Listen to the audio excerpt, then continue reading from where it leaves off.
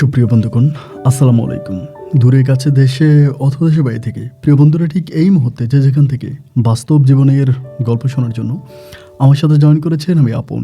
আর যে আপন জীবনের গল্পের 1161তম পর্বে আপনাকে বরাবর মতো স্বাগতম জানাচ্ছি। প্রিয় বন্ধুরা, আজ আমি আপনাকে শোনাবো সিলেটের ছেলে মোহাম্মদ তাহেরের জীবনের কলিজা কাঁপানো চরম কষ্টকর এক বাস্তব জীবন কাহিনী। বন্ধুগণ, আজকের গল্পের টাইটেল স্বামী সন্তানের মুখে হাসি ফোটাতে প্রবাসে বিক্রি করে নিজেকে।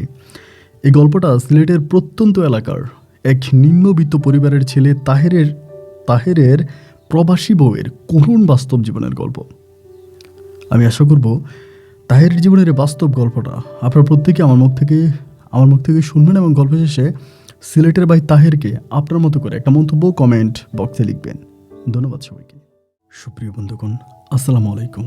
আমার নাম মোহাম্মদ আবু তাহের, আমার বাড়ি সিলেট। বন্ধুগণ, আমি আমার জীবনের এই গল্পটা শুরু করার শুরুতে আপনাদেরকে আমার পরিবারের বিষয়ে জানিয়ে রাখি। আমার পরিবারে আমি আছি, আমার বাবা আছে, মা আছে, এছাড়া রয়েছে আমার ছোট একটা ভাই সহ ছোট একটা বোন, রয়েছে আমার দাদিমণি।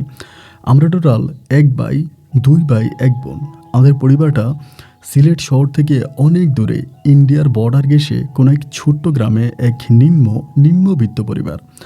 আমার বাবা পেশে একজন দিনমজুর। আমি খুব ছোটোবেলা থেকে দেখে আসছি আমার বাবা সাদা পাথর বিক্রি করে অথবা বর্ডারে টুকিটাকি কাজ করে, এক কথায় দিনমজুরের কাজ করে খুব কষ্ট করে আমাদের পরিবারটাকে চালাচ্ছে। ছোটোবেলা থেকে প্রচুর অভাব আর অনটন দেখে আমার শৈশবের দিনগুলো কাটে। এরকম করতে করতে আমি মোটামুটি প্রায় অনেকটাই বড় হই, এবং বড় হওয়ার পরেও আমি ঠিক অতদূর পর্যন্ত পড়াশোনা করতে পারিনি। শুধু আমি নয়, আমাদের এলাকার কোনো ছেলেমেয়েরাই খুব বেশি দূর পর্যন্ত পড়াশোনা করা হয়নি, কারণ আমাদের এলাকার আশেপাশে তেমন কোনো শিক্ষা প্রতিষ্ঠান নেই। যদিও 2-1টা থেকে থাকে, তবে সেটা আমাদের গ্রাম থেকে মেলা দূরে। এই জন্য এত দূরে গিয়ে আমাদের এলাকার কোনো ছেলেমেয়েরাই পড়াশোনা করে না। শুধু মায়ের হাতে যেটুকুন শিক্ষা, পারিবারিকভাবে যেটুকুন শিক্ষা, ঠিক সেই শিক্ষা দিয়ে আমাদের জীবন কাটে। আমাদের জীবন জীবিকাটা শহরের অন্য 8-10টা ফ্যামিলির মতো নয়। খুবই ভিন্ন রকমের এক পরিবেশে আমি বড় হই। আমি যখন মোটামুটি অনেকটাই বড় হয়ে যাই, তখন পর্যন্ত কিন্তু পরিবারে অনেক অভাব অনটন থাকে। আমি তখন আমার আব্বার সাথে টোটালি দিনমজুরের কাজ করতাম, এবং যে টাকা বেতন পাইতাম ওই সমস্ত টাকাই আমি আমার বাবার হাতে তুলে দিতাম। আমার বাবা 1 টাকা 2 টাকা করে জমিয়ে আমার বোনকে বিয়ে দেওয়া অথবা ভাইকে মানুষ করার কাজে লাগাতো। এরকম করে সময়গুলো কাটতে কাটতে মোটামুটি আমি প্রায় অনেকটাই বড় হয়ে যাই, এবং অনেকটা বড় হওয়ার পরে আমাদের এলাকার বেশিরভাগ মানুষগুলোই, আমাদের এলাকাটা যেহেতু ইন্ডিয়ান বর্ডার ঘেঁষেছিল, তো বর্ডারে তার কাটা থাকার পরেও আমাদের বিএসএফের সাথে অথবা বাংলাদেশের যে বর্ডার গার্ড আছে ওদের সাথে অনেক ভালো সম্পর্ক ছিল, যার জন্য আমরা যে কোনো সময় বর্ডার ক্রস করে ইন্ডিয়ার ভিতরে গিয়ে বিভিন্ন জায়গায় গিয়ে কাজকাম করতাম। এবং ইন্ডিয়ারও অনেকজন মানুষ আমাদের গ্রামে আসতো। ইন্ডিয়ার মানুষের সাথে আমাদের পারস্পরিক একটা খুবই মধুর সম্পর্ক ছিল, খুবই ভালো একটা সম্পর্ক ছিল। ইন্ডিয়ার মানুষরা আমাদের এদিকে আসতো এবং আমরা ইন্ডিয়ার মানুষের ওদিকে যেতাম। এরকম করেই সম্পর্কটা সামনের দিকে অতিবাহিত হচ্ছিল। এরকম করে আমাদের এলাকার অনেক মানুষ ইন্ডিয়ার বর্ডার ঘেঁষে ওখানে গিয়ে কাজ করতো, এবং আমিও প্রতিদিন সকালবেলা কাজের সন্ধানে ওই বর্ডারে তার কাটা পার হয়ে ইন্ডিয়ার মধ্যে ঢুকে ওখানে গিয়ে কাজ করতাম। মোটামুটি ভালো টাকায় ওখান থেকে ইনকাম করে, মানে অনেক রুপি ইনকাম করে বাড়িতে নিয়ে আসতাম। একবার গেলে হয়তো 2 দিন 3 দিন বা 5 দিন একটানা থাকতাম, এবং ওখান থেকে ভালো মানের টাকা নিয়ে বাড়িতে আসা হতো। একটা সময় দেখা গেল আমাদের গ্রামের প্রায় বেশিরভাগ মানুষেরই ইনকামের একমাত্র পথ হয়ে উঠল ওই ইন্ডিয়ার বর্ডার ঘেঁষা হিন্দু গ্রামগুলোর মধ্যে। সবাই তখন হিন্দু গ্রামগুলোর মধ্যে ঢুকতো এবং সেই গ্রামে গিয়ে বিভিন্ন ধরনের কাজকাম করে টাকা পয়সা ইনকাম করতো। তো আমি দেখতে শুনতে মোটামুটি অনেকটাই সুন্দর ছিলাম, ওসে লম্বা, সর্বদিক থেকে দেখতে অনেকটা ভালো ছিলাম। এই জন্য আমি যখন ওখানে কাজের উদ্দেশ্যে যেতাম, তাহলে সবাই আমাকে কাজ দিত, কারণ আমাকে দেখলেই বোঝা যেত যে আমি ভালো কাজ করতে পারবো। আমার শরীরের গঠন অনেক ভালো ছিল। এরকম করে করে একটা হিন্দু পরিবার আছে, রানী পরিবার, ওই পরিবারের মধ্যে আমি সবচেয়ে বেশি কাজ করতাম।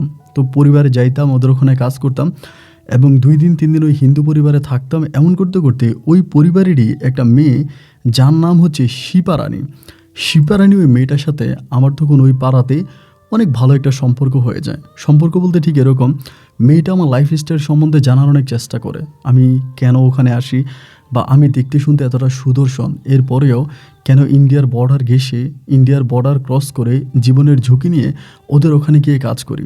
এরকম করে মেয়েটার সাথে আমার মোটামুটি অনেক ভালো একটা সম্পর্ক হয় এবং সেই সম্পর্কের সূত্র ধরে এই শিপারানি একদিন আমাকে বলতেছে যে আমার না অনেক ইচ্ছা করে তোমাদের দেশটা দেখার জন্য।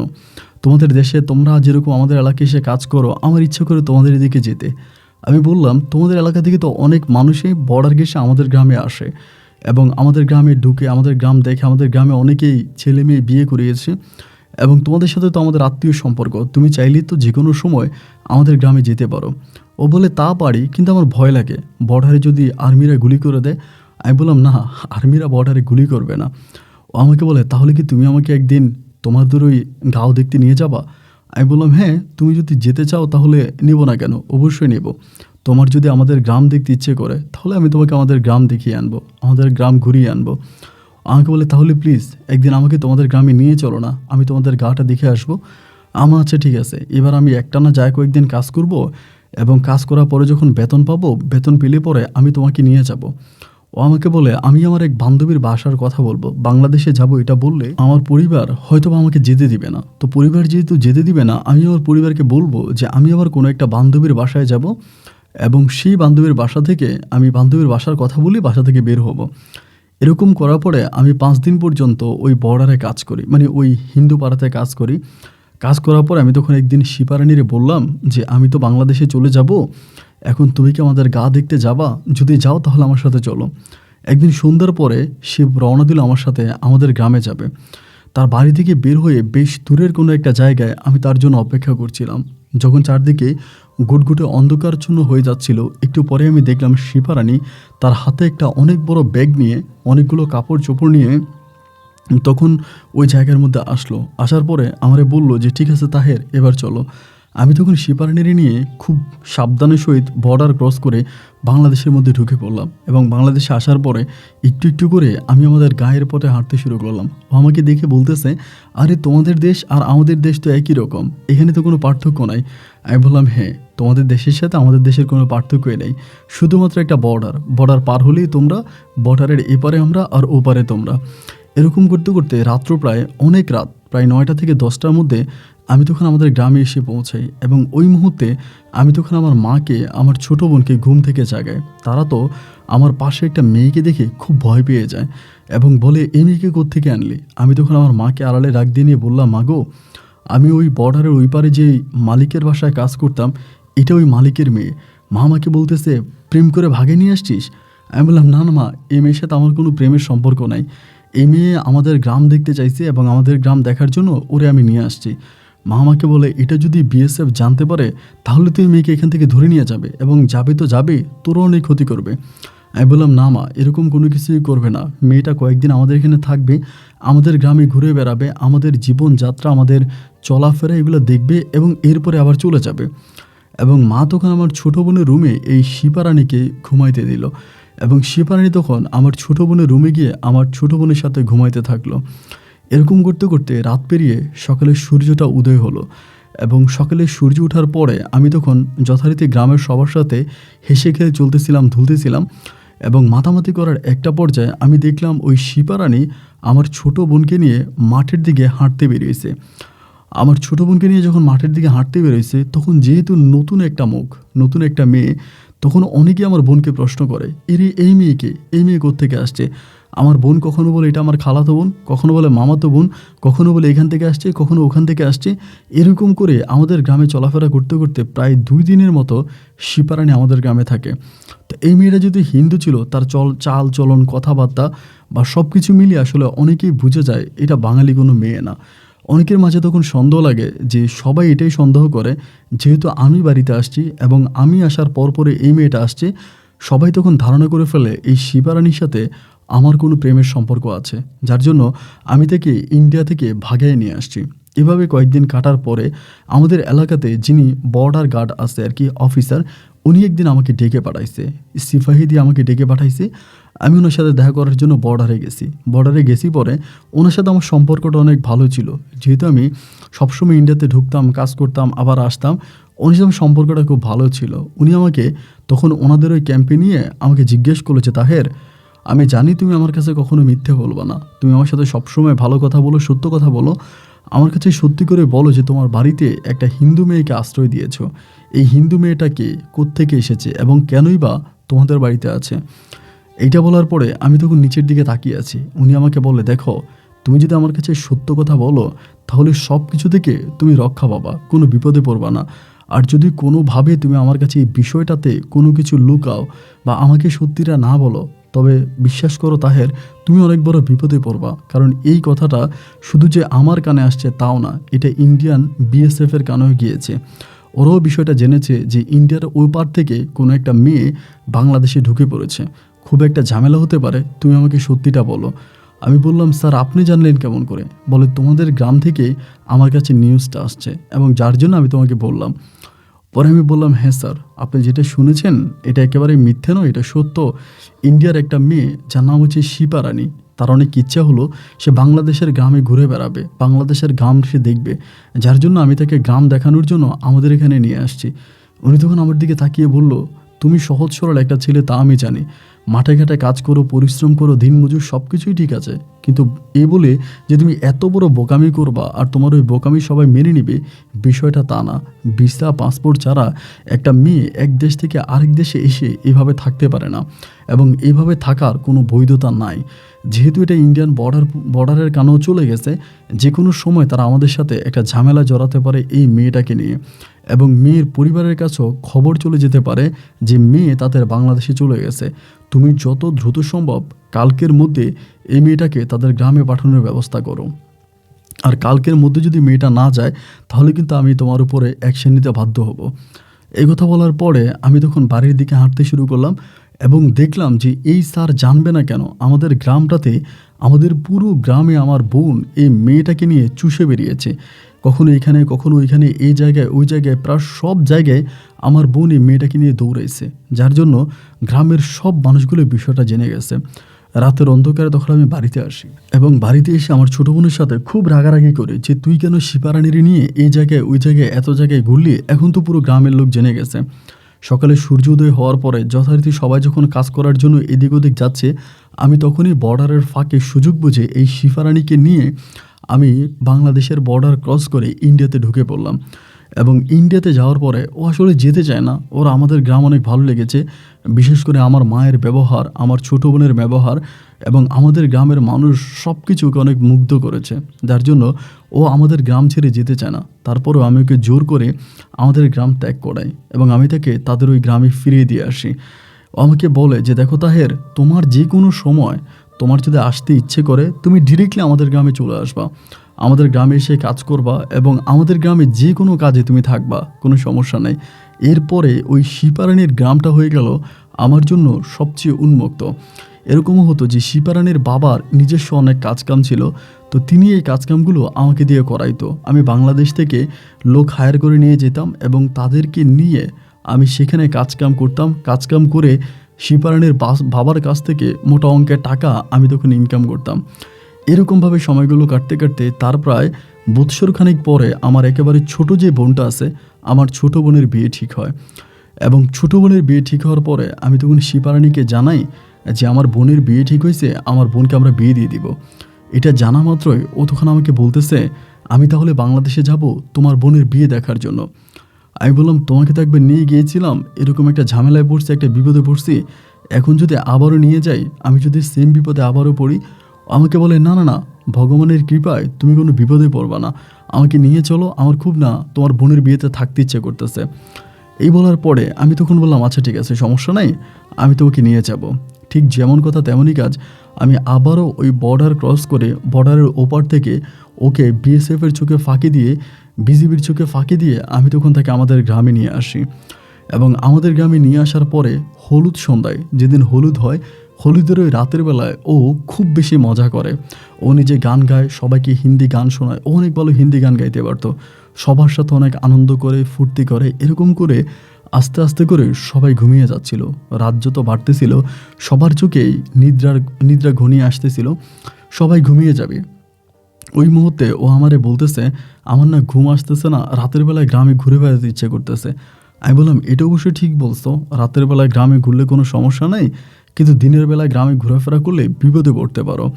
তো ঠিক আছে, তোমার যদি ঘুরতে ইচ্ছে করে তাহলে আমার সাথে চলো। এরপরে আমি শিপারানিকে নিয়ে আমার গ্রাম চষে বেড়াই।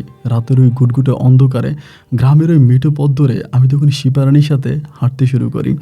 আমি ওর সাথে যতই হাঁটি ততই যেন আমার ভালো লাগে। হিমেল বাতাসের মধ্যে নিজের শরীরটা হেলিয়ে দুলিয়ে চন্দ্রিমা ওই রাতের বেলায় গ্রামের আঁকাবাঁকা পথ ধরে আমি যখন শিপারানির সাথে হেঁটে বেরিয়েছি, আমার কেন জানি মনের অজান্তেই মনের ভিতরে এক শান্তি অনুভব করতেছিলাম। অজপাড়াগাঁয়ের অশিক্ষিত মূর্খ এক ছেলে আমি তখন শিপারানির হাত ধরে গ্রামের ওই রাস্তায় হাঁটতে হাঁটতে আমি যেন অন্য কোনো একটা রাজ্যে হারিয়ে যাচ্ছিলাম।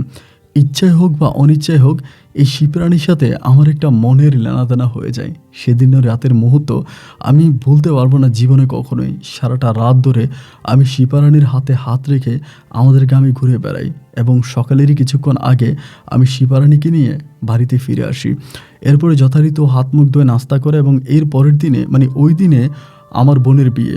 বরযাত্রী আসে এবং বরযাত্রীর সাথে শিপারানি অনেক মজা মাস্তি করে এবং একটা পর্যায়ে আমার বোনের বিয়ে সম্পূর্ণ হয়। আমার বোনের বিয়ে সম্পূর্ণ হওয়ার পরেই আমি তখন চিন্তা ভাবনা করলাম যে ওরে আমি আর এখানে রাখবো না, কারণ আবার কী ধরনের কোন বিপদে পড়ে যায়। বিয়ের উসিলায় হয়তো আনছি, অনেক লোকজন আসছে বা অনেকের সাথে ঘোরাফেরা হয়েছে, এখন পর্যন্ত হয়তো বিষয়টা কেউ বুঝে নাই। কিন্তু যদি বিষয়টা জানাজানি হয়ে যায় বা যদি আবারও বিজিবির কানে চলে যায় তাহলে তো আমি বিপদে পড়বো।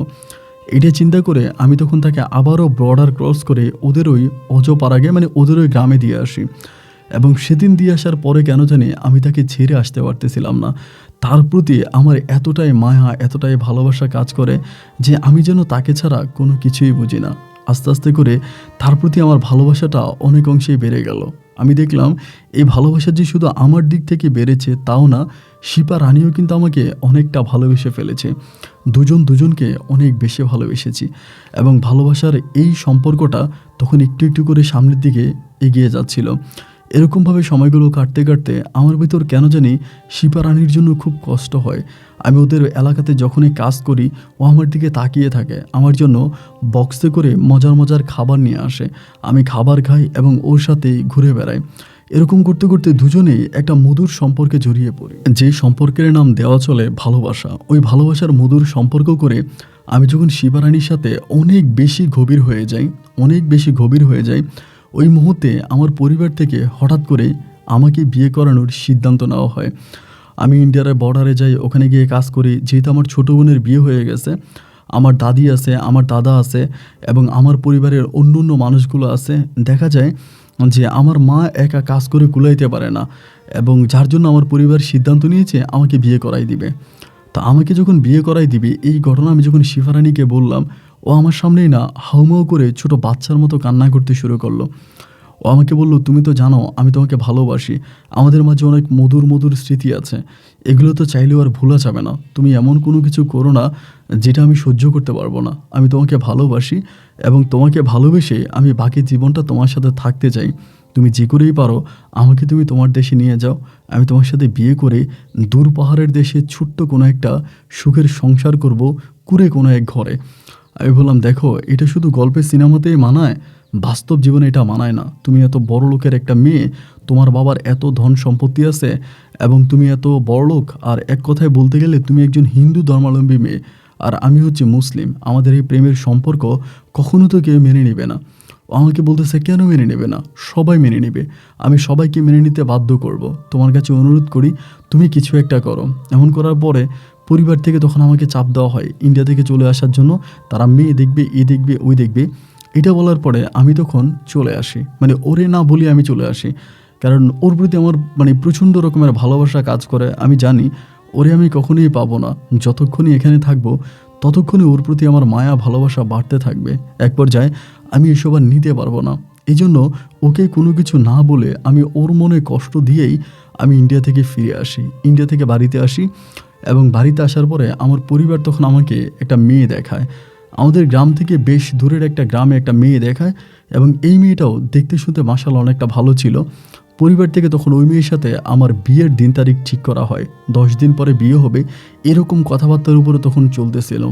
আমার শিপারানির জন্য খুব কষ্ট হচ্ছিল, এত কষ্ট হচ্ছিল যেটা আমি আসলে বলে বোঝাতে পারবো না। মনে হয় আমার কলিজাটা ফেটে যাচ্ছিল, ভিতর থেকে হাহাকার করতেছিল, চিৎকার আসতেছিল, কিন্তু তারপরেও মুখ বন্ধ করে সব কিছু সহ্য করে আমি তখন সময়গুলো পার করতেছিলাম।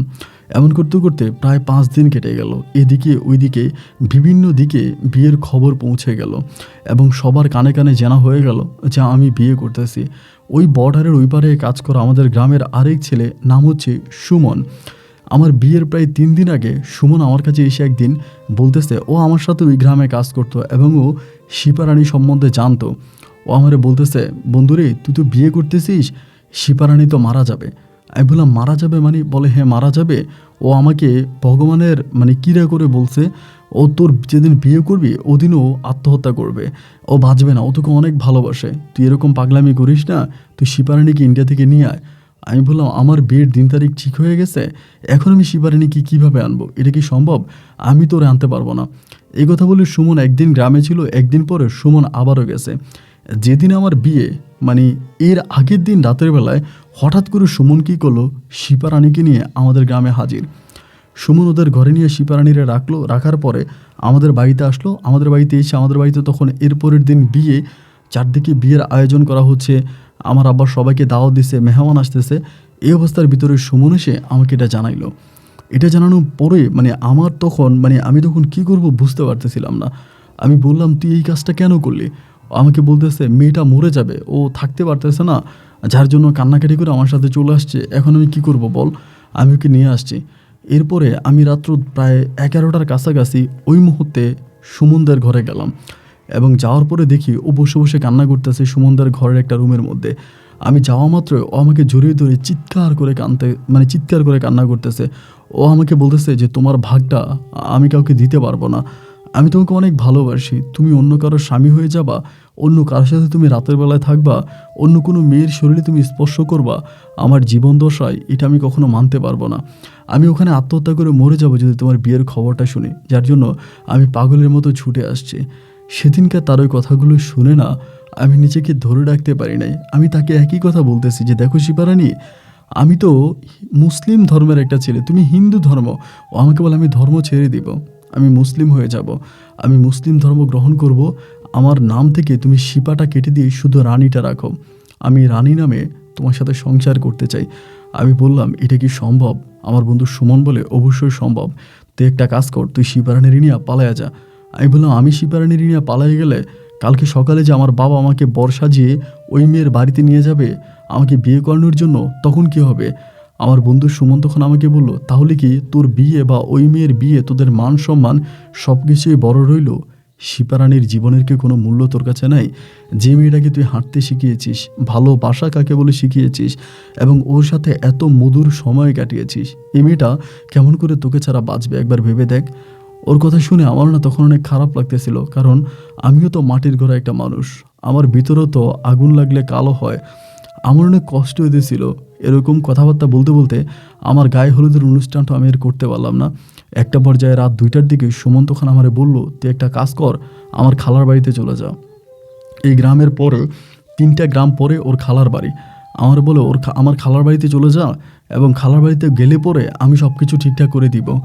সুমনের কথা মেনে আমি তখন বাধ্য হয়ে ওই শিপারানীকে নিয়ে সুমনের খালার বাড়ি জগৎপুরে আমি তখন রওনা দিয়েছি এবং সেই গ্রামে যাই এবং ওই গ্রামে যাওয়ার পরে আমি ওই গ্রামে রাতে থাকি। আমি জানি না এর পরের দিন আমার পরিবারে কি ঘটে, কারণ এর পরের দিনে আমার বাবা আমাকে বর সাজিয়ে আমাকে বিয়ে করানোর জন্য এক নতুন গ্রামে নিয়ে যাওয়ার কথা।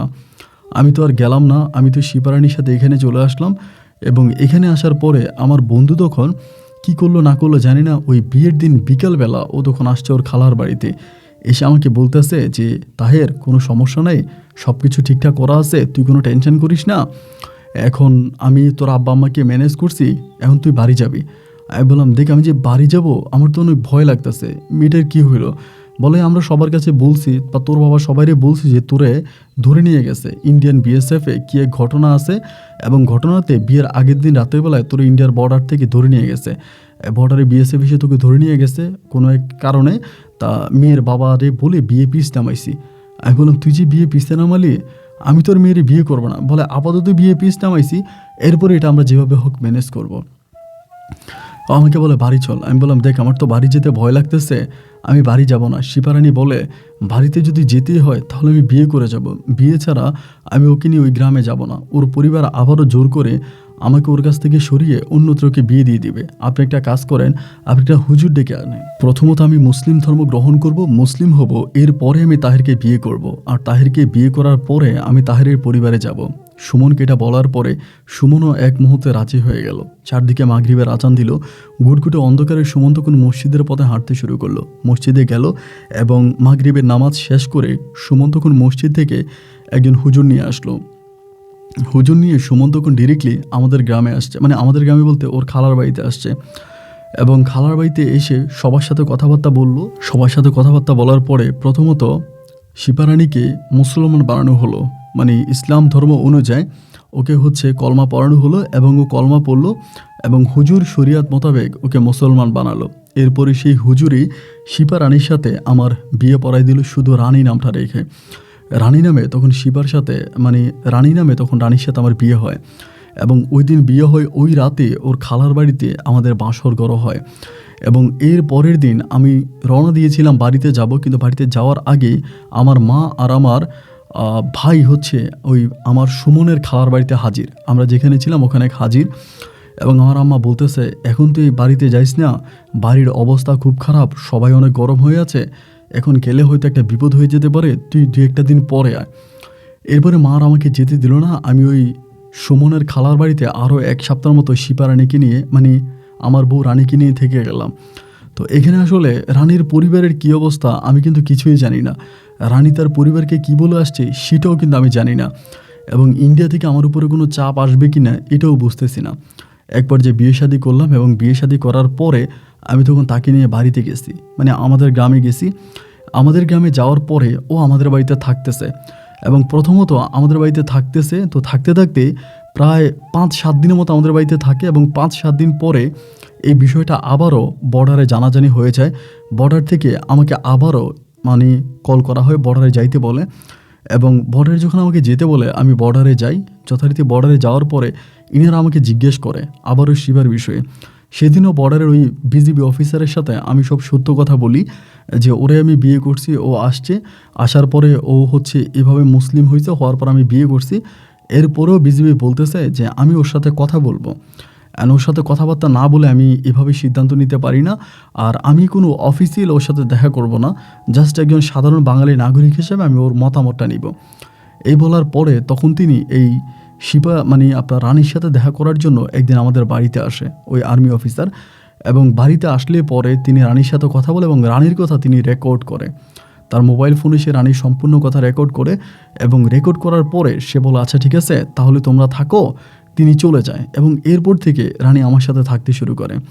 এবার কি হয় না হয় এইসব আর আমি জানি না। ওর পরিবার আমার পরিবার এগুলো আবার খুব ভালোভাবেই চলতেছিল। এরপর থেকে কিন্তু আমি আর ওই গ্রামে যাই না, যে গ্রামে আমার শ্বশুর বাড়ি, যে গ্রাম থেকে আমি রানীকে নিয়ে আসছিলাম ওই গ্রামে আমি আর যাই না। এবং ওই গ্রামের কোনো মানুষের সাথে আমার কোনো সম্পর্ক নাই। আমাদের গ্রামের অনেকে ওখানে কাজ করতে যায়, কিন্তু রানীর বিষয়ে ওভাবে কেউ কোনো কিছু বলছে কি না আমি জানি না।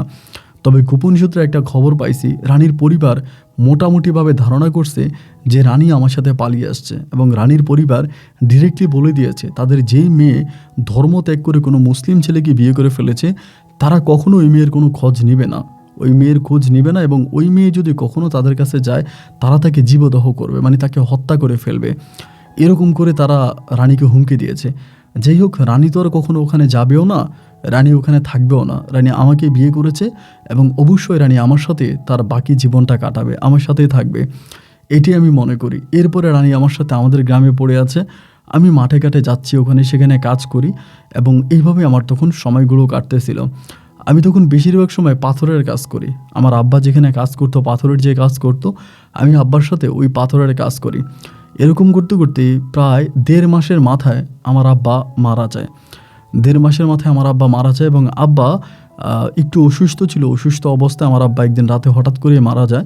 এবং আব্বা মারা যাওয়ার পরে আমাদের পরিবারটা তখন আরও দুর্বল হয়ে পড়ে। ছোটো বোনটার বিয়ে হয়ে যায়।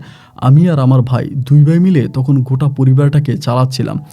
আমি আর আমার ছোটো ভাই একসাথে কাজ করি এবং কাজ করে যে টাকা বেতন পাই ওই টাকা দিয়ে আমার মা, আমার বউ সবাইকে নিয়ে আমি চলতেছিলাম। এরকম করতে করতে আস্তে আস্তে করে পরিবারের মাঝে একটা সমস্যা দেখা দেয়। এর মাঝে আমার ছোটো ভাইও বিয়ে করে, আমার ছোটো ভাই বিয়ে করে, এবং ছোটো ভাই বিয়ে করলে পরে ঝামেলাগুলো বাড়তে থাকে। আমার আম্মুর সাথে আমার ঝামেলা, আমার ছোটো ভাইয়ের সাথে তার বউয়ের ঝামেলা, এরকম যায় ঝামেলার ভিতরে পড়ে গেলাম। আর আমার বউ রানী, সে খুব একেবারে খুব ভালোভাবে আমার সংসার করে যাচ্ছে।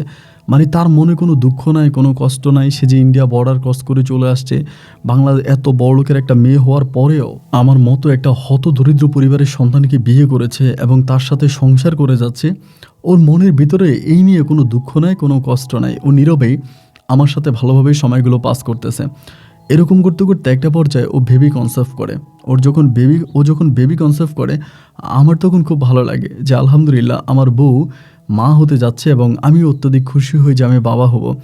একবার যে এরকম করে সময়গুলো কাটতে কাটতে আমার একটা কন্যা সন্তান হয়। আমার কন্যা সন্তানটাও দেখতে অনেক বেশি সুন্দর হয়, বিশেষ করে আমার বউ রানীর মতো। এবং এরপরে পরিবারের এই ঝামেলার ভিতরে আমার মা তখন সিদ্ধান্ত নিল যে তিনি পৃথক করে দিবে আমাকে, আর আমার বউ আর আমার সন্তানকে আলাদা করে দিবে। কারণ আমার সন্তানটা হওয়ার পরে আমার বউ আর পরিবারের তেমন কোনো কাজ করতে পারে নাই, কারণ সারাক্ষণই মেয়েকে নিয়ে বসে থাকা লাগতো। মেয়ের একটা বাবু হইলে বাবুকে টেক কেয়ার করা লাগে। আমার বউ আর আগের মতো করে কাজে কামে কাজ কাম করতে পারতো না ঘরের মধ্যে। তো আমার ছোটো ভাইয়ের বউটা নিয়ে ঝগড়া করতো যে সারাক্ষণ সেই কাজ করে, আমার বউ কাজ করে না। এই ঝামেলার মধ্যে পড়ে আম্মু তখন আমাদেরকে আলাদা করে দিল। আমি তখন আমার বউ নিয়ে আলাদা থাকি, আর আমার ছোটো ভাই তার বউ নিয়ে তখন আলাদা থাকে। এইভাবে সময়গুলো কাটতে কাটতে একদিন হলো কি, আমি তখন আমার মেয়েটা হওয়ার প্রায় 8 মাসের মাথায়, 8 থেকে 9 মাসের মাথায় একদিন আমি কাজ করতেছিলাম, এবং কাজ করার সময় পাহাড় থেকে নামার সময় হঠাৎ করে আল্লাহর কি হুকুম, আমি পায়ে প্রচণ্ড রকমের একটা ব্যথা পাই। ব্যথা পাই বলতে হচর করে পড়ি, এবং পড়ার পরে আমার হাঁটুতে ব্যথা পাই, এবং এত পরিমাণের ব্যথা পাই যে আমার হাঁটু ফেটে যায়, হাঁটুর হাড্ডিটা ফেটে যায়। এরকম একটা অবস্থা হয়, আমাকে হসপিটালে ভর্তি করানো হয়। দীর্ঘ অনেকগুলো দিন আমি হসপিটালে থাকি, এবং হসপিটালে চিকিৎসাধীন অবস্থায় থাকি। আমার পায়ে তখন ব্যান্ডেজ করা হয়। আমি তখন বাড়িতে আসি। তো ওই সময় তো আমরা আলাদা, আমি আলাদা খাই আমার বউ নিয়ে, আমার ভাই আলাদা খায় তার বউ নিয়ে। মা তখন আমাদের মাঝেও খাইতো, আমার ভাইয়ের মাঝেও খাইতো। এরকম দুইভাবে মা খাওয়া দাওয়া করতো। এমন করতে করতে একটা পর্যায়ে দেখা গেল যে আমার পরিবারে প্রচণ্ড রকমের অভাব দেখা দেয়। এতটাই অভাব যে অভাবটা আমি নিতে পারতেছিলাম না। তো আমাদের এলাকায় একজন লোক আছে, নাম হচ্ছে হেলাল ব্যাপারী। তো হেলাল ব্যাপারী তিনি আবার মোটামুটি তিনি থাকে সৌদি আরবে। ওই সময় তিনি সৌদি আরবে থাকতেন, আমাদের এলাকার সবচেয়ে ধনাঢ্য ব্যক্তি। তো আমার পরিবার থেকে আমার মা ওনার কাছে যায় একদিন। উনি অনেককে সাহায্য সহযোগিতা করে, টাকা পয়সা দেয়, অনেক উদার মনের মানুষ। তো তিনার কাছে গেলে পরে তিনি একদিন আমাকে দেখার জন্য আসে। আমার মা যায়, গিয়ে আমার কথা বলে, তো তিনি আমাকে দেখতে আসে, এবং দেখতে এসে বলে, তুই নাকি ইন্ডিয়ান কোন মেয়েকে ভাগাই নিয়ে এসে বিয়ে করছিস, আমাকে কি একটু তোর বউকে দেখাবি? আমি তখন বললাম, ও তো আছে, ও তো ঘরেই আছে, ওকে আপনি চাইলেই তো দেখতে পারেন। পরে আমার আম্মাকে দিয়ে ওকে ডাক দিলাম। ডাক দেওয়ার পর আমার বউ তখন আসছে। উনি তখন আমার বউকে দেখছে। আমার বউকে দেখার পরে বলতেছে, মাশাআল্লাহ তুই তো অনেক সুন্দর বউ পাইছিস। উনি আমাকে ওখানে কিছু টাকা পয়সা দেয়, আমার চিকিৎসার জন্য কিছু টাকা পয়সা দেয়। কিন্তু আমার চিকিৎসার জন্য উনি যে টাকা দেয়, ওই টাকা দিয়ে তো আর আমার চিকিৎসা হয় না। কারণ আমার যে সমস্যা, আমার পায়ে যে সমস্যা দেখা দেয়, এই অল্প কিছু টাকার মধ্যে আমার ওই ট্রিটমেন্টটা হচ্ছে না, আমার চিকিৎসাটা হচ্ছে না। পরে তিনি আমাকে কিছু টাকা দিয়ে তিনি চলে যায়। উনি তখন এলাকাতেই থাকতো, বা সৌদিতে ওনার ব্যবসা ছিল, ওই ব্যবসা দেখার জন্য মাঝে মাঝে যাইতো, আবার বাড়িতেও থাকতো।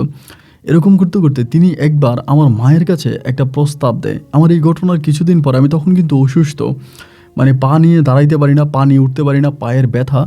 এর ভিতরে আমার মায়ের কাছে তিনি একটা প্রস্তাব দেয়। প্রস্তাবটা হচ্ছে এইটা, তিনি আমার মাকে বলে, আপনার ছেলের বউ তো দেখতে অনেক সুন্দর এবং লম্বা টম্বা আছে, সব দিক থেকে ভালো আছে। সৌদিতে আমার কাছে একটা হাউস আপনার যেটা বলে যে হাউসমেট, কাজের মেয়ের একটা বিষয় আছে। তো যেহেতু ধরেন আপনার ছেলে কোনো কাজ কাম করতে পারে না, এবং তার একটা মেয়ে সন্তান হয়েছে, এখন তার ভবিষ্যৎটা কী হবে? তার এক্সরে যে রিপোর্ট ছিল, বা তার হাড্ডির যে সমস্যা, এই হাড্ডি তো আর জোড়া লাগবে না, এই হাড্ডি আর জয়েন্ট ঠিক হবে না। এখন তাকে কয়দিন এভাবে মানুষের কাছ থেকে সাহায্য সহযোগিতা নিয়ে খাওয়াবেন? একটা কাজ করেন, আপনার ছেলের বউরে আমি টাকা পয়সা খরচ করে সৌদিতে পাঠিয়ে দিই, এবং আপনার ছেলের বউ যদি সৌদিতে চলে যায়, সেখান থেকে সে অনেক টাকা পয়সা দিতে পারবে, মেয়েটাও মানুষ হবে, এবং আপনার ছেলেটাও অনেক ভালো থাকবে। কি বলেন? আমার আম্মা তখন শুনে বলতেছে, বাবারে এটা তো আসলে আমার কোনো কথা না, বা এই বিষয়ে তো আমি কোনো কিছু বলতে পারবো না, ঠিক আছে আমি আমার ছেলেকে জানাবো। এবার আমার মা তখন বিষয়টা আমাকে জানায়। আমাকে জানানোর পরে আমাকে যে মা কথাটা বলতেছে, পাশের রুম থেকে আমার কথাগুলো আমার বউ রানী শুনতেছে। রানী যে কথাগুলো শুনছে এটা কিন্তু আমি জানি না। আমার মা আমাকে এই কথাগুলো বলা মাত্র আমি মায়ের সাথে খুব ক্ষেপে গেলাম, মানে অনেকটা রেগে গেলাম যে এটা তুমি কি বলতেছো, এটা কখনোই সম্ভব না। তোমার কি মাথা খারাপ যে আমি কাজের মেয়ের বিষয়ে আমার বউকে আমি সৌদিতে পাঠাবো? এটা আমি কখনোই পাঠাবো না, তুমি এই ধরনের কোনো কথা বইলো না। আমার বউ আমার কাছে আছে, আমার বউ আমার কাছেই থাকবে। আমি যদি নুন ভাত খাই, আমার বউ নুন ভাত খাবে। এই কথা বলার পরে আমার মা তো এখান থেকে চলে গেল। রাতের বেলায় আমার মেয়েটা মধ্যখানে, আমার বউ এক পাশে, আমি আর এক পাশে শুয়ে আছি। এমন অবস্থার মধ্যে আমার বউ তখন আমাকে বলতেছে, আম্মা যে এই কথাগুলো বলেছে, এই কথাগুলো শোনার পরে তুমি আম্মাকে এত তুচ্ছ তাচ্ছিন্ন করলা কেন? মানে আম্মাকে এরকম অবহেলা করে বিদায় করে দিলা কেন? আম্মা কি খারাপ কোনো কথা বলছে? আমি বললাম, অবশ্যই খারাপ কথা বলছে। আম্মু এটা ভালো কথা বলছে, আমি তোমাকে সৌদি আরবে পাঠাবো। আমি তোমাকে কেন সৌদি আরবে পাঠাবো? আমাকে বলো তো, সৌদি আরবে না পাঠাইলে মানুষের কাছ থেকে ভিক্ষা করে আর কয়দিন চলবা? কিভাবে খাবা? আমাদের ভবিষ্যৎ কি? আমার একটা মেয়ে আছে, আমার মেয়েটাকে আমি পড়াশোনা করাবো, মেয়েটাকে বড় করব, আমার মেয়ের ভবিষ্যৎ কি? আর এরপরে তুমি কীভাবে কী চিন্তা করতেছো? এরকম করে বলতেছে। আমি তখন বললাম যে দেখো, আমি কোনো কিছু চিন্তা করতেছি না, আমি শুধু তোমাকে এটাই বলতেছি যে আমি তোমাকে কোথাও পাঠাবো না। তুমি আমার কাছে আসো, আমার কাছে থাকো, আমার কাছেই তুমি থাকবা। ও আমাকে বলে, না তুমি যেটা সিদ্ধান্ত নিয়েছো, তোমার সিদ্ধান্তই যে আমাকে মানতে হবে, বিষয়টা এরকম না। ওই লোকে যদি বলে থাকে তাহলে আমি সৌদি আরবে যাব, এবং সৌদি আরবে গিয়ে আমি টাকা পয়সা ইনকাম করব, সেই টাকা দিয়ে আমি ওর মেয়েকে মানুষ করব। আমি ওরে বারবার মানা করি যে না, এটা তুমি ঠিক করো নাই, মানে এটা তোমার ঠিক হবে না, তুমি এটা কখনোই করো না, তুমি যেও না। ওকে আমি বারবার নিষেধ করার পরেও ও আমার কোনো নিষেধ মানে না। রাত কেটে যখন সকাল হয়, সকাল হওয়ার পরে ও তখন নিজেই কী করে, ওই হেলাল ব্যাপারীর কাছে চলে যায়, এবং হেলাল ব্যাপারীর সাথেও কথাবার্তা ফাইনাল করে আমাকে ঘরে আসে, এবং ঘরে এসে আমাকে বলে আমি হেলাল ব্যাপারীর কাছে গিয়েছি, ওনার সাথে আমার সব কথা ডিল হয়েছে, উনি আমাকে পুরো বিষয়টা বুঝিয়ে বলছে, আমি সব কিছু বুঝতে পারছি, আমি সৌদি আরবে চলে যাব, এবং উনি আমাকে পাসপোর্ট করার জন্য টাকা দিয়েছে। মানে আমি বললাম যে দেখো, এটা তো আসলে ঠিক হবে না। মানে না, আমার বউ ও পাসপোর্ট করবে, ও চলে যাবে, ও বাংলাদেশি পাসপোর্ট করবে, এবং উনি বলছে, মানে হেলাল ব্যাপারী বলছে তারা বাংলাদেশি পাসপোর্ট করাই দিতে পারবে। এবং হেলাল ব্যাপারীর কথায় আর আমার মায়ের কথায় আমার বউ তখন আমার অবাধ্য হয়েই পাসপোর্ট করার জন্য প্রস্তুতি নিল, এবং পাসপোর্টের প্রক্রিয়া শেষ করার পরে ও তখন ভিসার জন্য পাসপোর্ট জমা দিল। কয়েক মাসের মধ্যে ওর তখন সৌদি আরবের ভিসা লেগে গেল।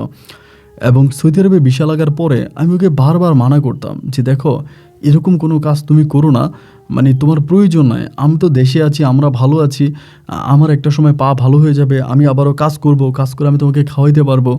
ও আমাকে বলে, তোমার পা যখন ভালো হবে, তুমি যখন কাজ করতে পারবা, তখন আমাকে বইলো, আমি সৌদি আরব থেকে চলে আসব, এসে আমি তোমার সাথে একসাথে এই বর্ডারের পাশে থাকবো, আমার কোনো সমস্যা নাই। আমার সমস্ত নিষেধকে অমান্য করে, মানে আমার নিষেধকে অমান্য করে ও তখন এই হেলাল ব্যাপারীর কথা ও তখন মরুর দেশ সৌদি আরবে তখনও রওনা দেয়, এবং সৌদি আরবে চলে যায়। যাওয়ার ঠিক 2 দিন পরে আমার সাথে মোবাইল ফোনে যোগাযোগ করে, আমাকে বলে আমি সৌদি আরবে আসছি, আমি ভালো আছি, আমাকে নিয়ে তুমি কোনো টেনশন করো না। এভাবে সপ্তাহখানিক পরেই হেলাল ব্যাপারী এবার সৌদি আরবে যাবে। আমার আম্মাকে বললো, আমরা তো যাবো সৌদি আরবে, হেলাল ব্যাপারী আর তার বউ তো বললো, আপনার বউর জন্য কিছু দিবেন? আমার আম্মা তখন, মানে গ্রামীণ যে অনেক সবজি, এটা ওইটা, মানে যা যা কিছু আছে এই সব কিছু প্যাকেট করে আমার বউর জন্য পাঠাইছে, আমার বউর জন্য উনি নিয়ে গেছে। অ্যান্ড এরকম করে সময়গুলো কাটতেছে। মাঝে মাঝে বউ আমার ফোন দেয়, আমি বউর সাথে কথাবার্তা বলি, আর আমি আমার মেয়েটাকে নিয়ে গ্রামের বাড়িতে অনেক ভালোই আছি। 2 মাস গেল পরে আমার বউ আমার জন্য 40,000 টাকা পাঠায়, এবং ওই সময় 40,000 টাকার কিন্তু অনেক ডিমান্ড, মানে অনেক ডিমান্ড 40,000 টাকার। এবং ওই 40,000 টাকা দিয়ে আমার সময়গুলো ভালোই কাটতেছিল, মানে আমি ভালোই কাটতেছিলাম আমার মেয়েকে নিয়ে। এরকম করে করে দিন আর রাতগুলো পার হতে হতে হঠাৎ কেমন জানি আমার বউ একটু অন্যরকম হয়ে গেল। মানে আমার সাথে খুব বেশি একটা কথা বলে না, 1000টা ফোন দিলে একবার রিসিভ করে না, এবং কেমন জানি একটা অন্যরকম গম্ভীর গম্ভীর ভাব ওর মাঝে কাজ করে। অ্যান্ড আমিও তখন তার সাথে কথাবার্তা খুব বেশি একটা বলতাম না। ও যেমন কথাবার্তা বলা কমিয়ে দেয়, আমিও কথাবার্তা বলা কমিয়ে দিই। মানে আমি মনে করি ও যেহেতু ওই দেশে আছে, ওই দেশের কত কাজ, এবং কাজের জন্য হয়তো আমাকে ফোন দিতে পারে না, আমার সাথে কথা বলতে পারে না, ও ওর কাজ নিয়ে অনেক ব্যস্ত থাকে, এবং ফ্রি হলে হয়তো আমাকে ফোন দিবে বা আমার সাথে কথা বলবে, এখনও তো কাজ করতেছে। এটা চিন্তা ভাবনা করে আমি ওর সাথে খুব কম কথা বলতাম, মানে প্রয়োজন বাইরে কোনো কথা বলতাম না, প্রয়োজনের মধ্যে কথাবার্তা বলতাম। এরকম করে করে একদিন 2 দিন নয়, প্রায় 2 বৎসরের মতো ও সৌদি আরবে থাকে। এবং 2 বছর পরে আমি ওরে বলি যে আমার তখন পায়ের অবস্থা মোটামুটি ভালো, আমি হাঁটাচলা করতে পারি। তো 2 বছরে কিন্তু আমাকে আবার অনেক টাকা দেয়, অনেক টাকা পয়সা পাঠায়। সেই টাকা দিয়ে কিন্তু আমি ভালোই চলতেছিলাম, গ্রামের বাড়িতে ভালোই চলতেছিলাম। এবং আমি একটা দোকান দেওয়ার পরিকল্পনাও করি যে আমার কাছে কিছু পুঁজি আছে, আমার বউ পাঠাইছে, এগুলো দিয়ে আমি একটা দোকান দিব। তো আমার বউ আমারে বলে দোকান দেওয়ার দরকার নাই, দোকান দিলে আমি আমার মেয়ের দেখাশোনা করতে পারবো না, মেয়েকে টেক কেয়ার করতে পারবো না। এই জন্য আমাকে বলে যে তোমার দোকানের প্রয়োজন নাই, তুমি আমার মেয়ের দেখাশোনা করো। এরকম করে 2 বছরের মাথায় এবার 3 বছর গেল, এবং 3 বছর কাটার পরেও ও আর বাড়িতে আসে না। এবার ও যখন বাড়িতে আসে না, আমার সাথে খুব বেশি একটা কথাও বলে না। এরকম হয় যে 4 দিন 5 দিনে আমার সাথে 1 মিনিট কি 2 মিনিট কথা বলে, এর বেশি আমার সাথে কথা বলে না। এবং আমাদের গ্রামের তখন আরও অনেক লোকই সৌদি আরবে থাকতো, এবং বাকি লোকগুলোর মাঝে আমি তখন একটা কথা শুনতাম। কথাটা হচ্ছে এরকম, বাকি লোকগুলো আমারে বলতো আমার বউ নাকি সৌদি আরবে খারাপ কাজ করে। ভাই কথাটা ওভাবেই বলে যে আমার বউ নাকি সৌদি আরবে খারাপ কাজ করে, এবং হেলাল ব্যাপারে আমার বউকে দিয়ে সৌদি আরবে খারাপ কাজ করায়। এই কথাটা জানার পরে আমার ভিতরে তখন খুব কষ্ট হয়, মানে কত যে কষ্ট এটা আসলে আমি বলে বোঝাতে পারবো না। মনে হয় যেন আমার কলিজাটা ছিঁড়ে গেছে, যে মানুষটাকে আমি ভালোবেসে এক দেশ থেকে অন্য দেশে এনে বিয়ে করে বাচ্চার মা বানিয়েছি, ও সৌদি আরবে আমি ওকে যেতে মানা করেছি, ও আমার নিষেধ অমান্য করে সৌদি আরবে গিয়ে অন্য মানে খারাপ কাজ করতেছে। সবাই আমারে বলে আমার বউ খারাপ কাজ করে। এবার আমি তাকে প্রেশার দিয়ে থাকি, তুমি চলে আসো, তুমি চলে আসো, তোমার ওখানে থাকার প্রয়োজন নাই, তুমি চলে আসো, তুমি চলে আসো। ও আমাকে শুধু একটা কথাই বলে যে আমি আর কখনো বাংলাদেশে যাব না, আমি এখানে আছি, আমি এখানেই থেকে যাব, এবং তুমি আমার মেয়েটাকে বড় করে আমি তোমাকে টাকা পয়সা দিব প্রতি মাসে, অ্যান্ড আমার মেয়েটাকে তুমি পড়াশোনা করিয়ে মানুষের মতো মানুষ করো, এবং একটা পর্যায়ে তুমি আমার মেয়েটাকে বিয়ে দিয়ে দাও, আমি কখনো বাংলাদেশে যাব না। মানে ওর ভিতরে অনেক কষ্ট, যে ওর পরিবারকে ও হারাইছে, আমার পরিবারেও এসে ও শান্তি পাইল না, সৌদি আরবে গেল, এবং সেখানে যাওয়ার পরেও একরকম নির্যাতনের শিকার হলো। এই জন্য ও আর দেশে আসতেছে না, বা দেশের বিষয় নিয়ে ও কোনো কথা বলে না। আমি তারে বললাম যে তোমার কাছে অনুরোধ করি তুমি প্লিজ চলে আসো, এভাবে তুমি থাইকো না, তুমি চলে আসো। না ভাই, ও আসেই না, এবং যতভাবে ও আসতেছে না। আর এভাবে আমি হেলাল ব্যাপারীরও বলি যে আমার বউ গেল আজকে এত বছর হইলো, আমার বউ আসে না কেন? হেলাল ব্যাপারী আমার বলে তোর বউর সাথে তুই ফোনে কথা বল, তোর বউকে তুই নিয়ে আয়, মোবাইল ফোনে কথা বললেই তো তোর বউ চলে আসবে। ওই সময় কিন্তু আপনার ক্যামেরা সিস্টেম মোবাইলগুলো ছিল না, প্রায় বেশিরভাগ মোবাইল ছিল বাটন সিস্টেম, মানে বাটন ফোনের।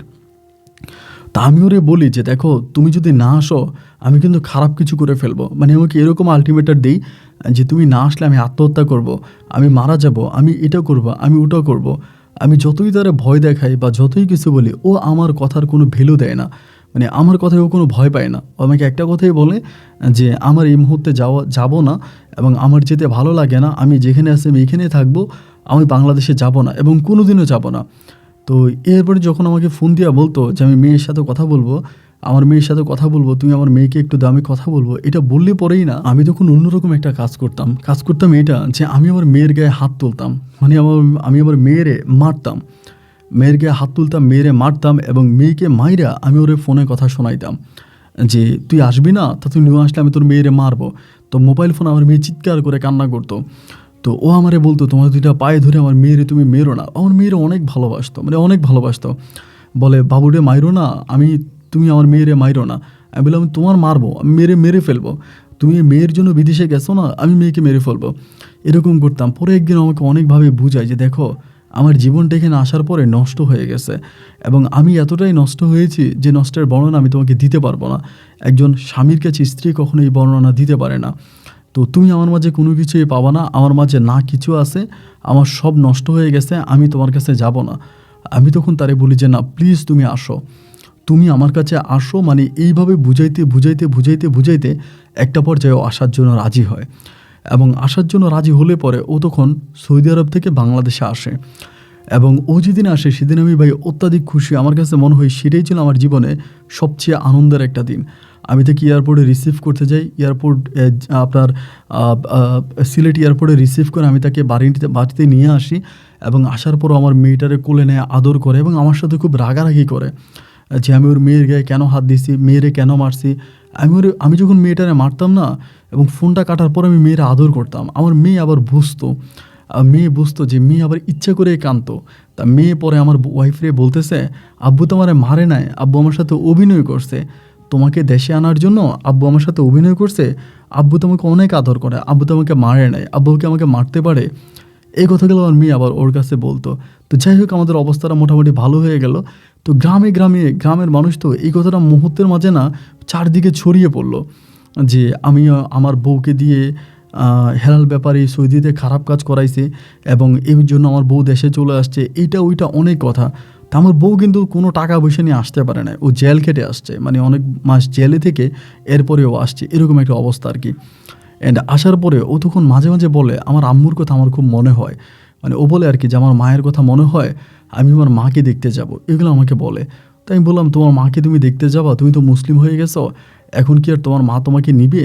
আমি বলে না, আমি আমার মাকে একটু দেখতে যাব, আমার মাকে আমার দেখতে ইচ্ছে করতেছে। সৌদিতে থাকতে অনেকগুলো দিন, আমি অনেকগুলো রাতে আমি আমার মাকে স্বপ্ন দেখেছি, আমার মায়ের জন্য আমার খুব খারাপ লাগে, আমি আমার মাকে দেখতে যাব।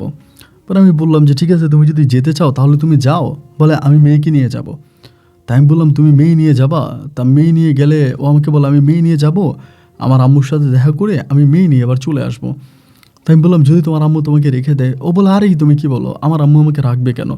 তুমি কি পাগল হইছো? আমার আম্মু আমাকে রাখবে কেন? আমার বিয়ে হয়েছে, আমার সন্তান আছে, আমি মুসলিম হয়ে গেছি, এরপরে আমার মা তো আমাকে রাখার প্রশ্নই আসে না। আমার মা আমাকে রাখবে না, আমি তোমার কাছে আবারও চলে আসবো। আমি তখন বললাম যে দেখো আমি তোমাকে অনেক ভালোবাসি, তো প্লিজ তুমি আবার আমাকে রেখে চলে যেও না, আমাকে রেখে ওখানে থেকে যেও না, তুমি চলে এসো। আমি জানি না পাগল নাকি, আমি চলে আসবো। তার সাথে সব কথাবার্তা ঠিক হলো এবং ঠিক হওয়ার কয়েকদিন পরেও তখন এই বর্ডার দিয়ে অবৈধভাবে আমার মেয়েটাকে নিয়ে ওর মায়ের সাথেও দেখা করার জন্য যায়। এবং যেদিন যায় ওই দিন সে আর আসে না, যেদিন যায় ওই দিন থাকে, এর পরের দিনও থাকে, তার 3 দিন পরেও ও তখন আবারও আমার মেয়ে নিয়ে ফিরে আসে। টানা 3 দিন ওখানে থাকে, 3 দিন পরে ফিরে আসে। এবং আসার পরেও কী করে, যখন আসে এসে আমাকে একটা জিনিস দেখায়, যেটা দেখে আমি অবাক হয়ে যাই। ওর মা ওকে অনেকগুলো স্বর্ণ গয়না দেয়, এবং স্বর্ণ গয়না বলতে এতগুলো স্বর্ণ গয়না দেয় যেটা বলার মতো না। আমি বললাম যে এত স্বর্ণ গয়না তোমার আম্মু তোমাকে কেন দিল?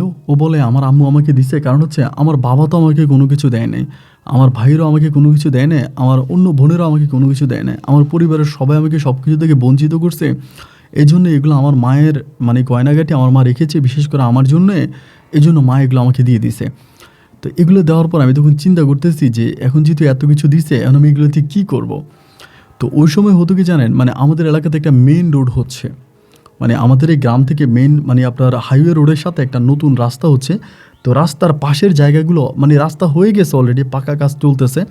তো রাস্তার পাশে যে জায়গাগুলো ছিল ওই জায়গাগুলো অনেক দামি, এই জায়গাগুলো তো অনেক দামি, এগুলো তো অনেক অনেক দামি জায়গা। ও তখন আমাকে বলতেছে যে ও একটা ফার্ম করবে, কিসের একটা মুরগির না কিসের একটা ফার্ম করবে, ও ইন্ডিয়াতে দেখে আসছে এবং ওই ফার্মে অনেক লাভ হয়, এই জন্য ও রাস্তার পাশে তখন বিশাল একটা জায়গা কিনলো অনেক টাকা দিয়ে। সে সময় অনেক টাকা দিয়ে ও গোল্ডগুলো বিক্রি করে, এবং গোল্ড বিক্রি করার পরে যে টাকা হয় সেই টাকা দিয়ে অনেক বড় জায়গাটা নিয়ে ও তখন ওখানে অনেক বড় একটা জায়গা সিলেক্ট করে তখন জায়গাটা কিনে। আর ও যখন জায়গাটা কিনে তখন কিন্তু হেলাল ব্যাপারী ছিল সৌদি আরবে, কথাটা খেয়াল করবেন, সৌদি আরবে।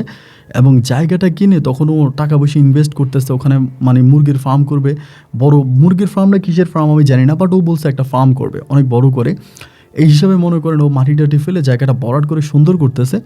এই ঘটনার পরে হেলাল ব্যাপারী তখন বিদেশ থেকে দেশে আসছে, এবং দেশে আসার পরে এই ঘটনায় কেন্দ্র করে হেলাল ব্যাপারীর বউ হেলাল ব্যাপারীকে ছেড়ে চলে গেছে। এই আমার বউকে দিয়ে যে হেলাল ব্যাপারী সৌদি আরবে খারাপ কাজ করাইছে এটা তার বউ জানতে পারছে, বা গ্রামের মানুষরা এটা তার বউকে বলছে, বলার পরে চলে গেছে বলতে তাকে তালাক বা ডিভোর্স দিয়ে জানায়, তার উপরে রাগ করে বাপের বাড়িতে চলে গেছে। এবং ওই মহিলার হেলাল ব্যাপারীর কাছে আসবে না, হেলাল ব্যাপারীর সাথে উনি সংসার করবে না, কারণ হেলাল ব্যাপারী একটা খারাপ মানুষ, এটা উনি বলতেছে, তার ওয়াইফ বলতেছে। হেলাল ব্যাপারী যখন দেশে আসলো, আসার পরে দেখলো আমার বউ এরকম জায়গা কিনছে বা এত জায়গা সম্পত্তি নিয়ে ও ঘর বাড়ি উঠাইতেছে বা ওখানে মুরগির ফার্ম করতেছে, এগুলো জানার পরে হেলাল ব্যাপারী তখন করলো কি, সে সময়ে প্রায় 30 লক্ষ টাকার মতো একটা স্ট্যাম্প, যেটা বাংলাদেশে স্ট্যাম্প ছিল নোটারি করা 150 টাকার একটা স্ট্যাম্পের মধ্যে লেখা আমার বউ হেলাল ব্যাপারীর কাছ থেকে বাংলাদেশি টাকায় 40 লক্ষ টাকা নিয়েছে, এবং এই টাকা হেলাল ব্যাপারী তাকে দিয়েছে, এইরকমভাবে একটা স্ট্যাম্প করে ওই তখন করলো কি, এইটা আমাদের এলাকার যে মেম্বার আছে মেম্বারকে এবং চেয়ারম্যানকে দেখাইলো। তো এখন আমি তো আর এইসব বিষয়ে জানি না। একদিন সন্ধ্যার পরে আমাকে তখন চেয়ারম্যান মেম্বারে তাদের ওই মঞ্চে ডেকে নিল বা তাদের ওই এলাকায় ডেকে নিল এবং বৈঠকখানে ডেকে নেওয়ার পর আমারে বলল যে তাহের এই ঘটনা, তোরা নাকি হেলাল ব্যাপারীর কাছ থেকে তোর বউ নাকি এরকম টাকা আনছে এবং এগুলো বলতেছে। আমি বললাম মারি না, আপনি কি পাগল হয়েছেন? হেলাল ব্যাপারীর কাছ থেকে আমার বউ টাকা আনবে কেন? আমার বউ হেলাল ব্যাপারীর কাছ থেকে 1 টাকাও নেয়নি। এটা সম্পূর্ণ মিথ্যা এবং বানোয়াট একটা কথা। আমার বউ টাকা আনছে ইন্ডিয়া থেকে। আমার বউ আমার মেয়ে নিয়ে ইন্ডিয়াতে গেছে এবং ইন্ডিয়াতে যাওয়ার পরে আমার শাশুড়ি আমার বউকে টাকা দিছে, এটা বলতেছি। কিন্তু তারা আমার কোনো কথায় মানে মূল্যায়ন করে না এবং বলে ঠিক আছে তাহলে আগামী দিন বিকেলবেলা তুই তোর বউকে নিয়ে আসিস চেয়ারম্যানের বৈঠকখানায়, ওইখানে তখন বৈঠক হবে। মানে আমি না বুঝতে পারতেছিলাম না যে আমার সাথে কি হচ্ছে। আমার বউর এটা বলার পরে আমার বউ মুহূর্তের মধ্যে খেপে গেল। না, এটা কি ধরনের কথা? আমি এটা কোনো কথা? আমি আমার নামে জায়গা, আমার নামে দলিল, আমার নামে সব, আমি তো ওনার কাছ থেকে 1 টাকাও নিই না, বরং সে আমাকে নিয়ে ওখানে খারাপ কাজ করাইছে এবং আমাকে দিয়ে যে খারাপ কাজ করেছে সে অনেক টাকা আমাকে দেয়নি। এগুলো আমার বউ বলতেছে। এবং এর পরের দিন বিকালবেলা তখন বৈঠক, চেয়ারম্যানের অফিসে গেলাম। যাওয়ার পরে তখন হেলাল ব্যাপারী আসছে এবং হেলাল ব্যাপারীর সাথে সৌদির আমাদের গ্রামেরই আরেকজন লোক আছে।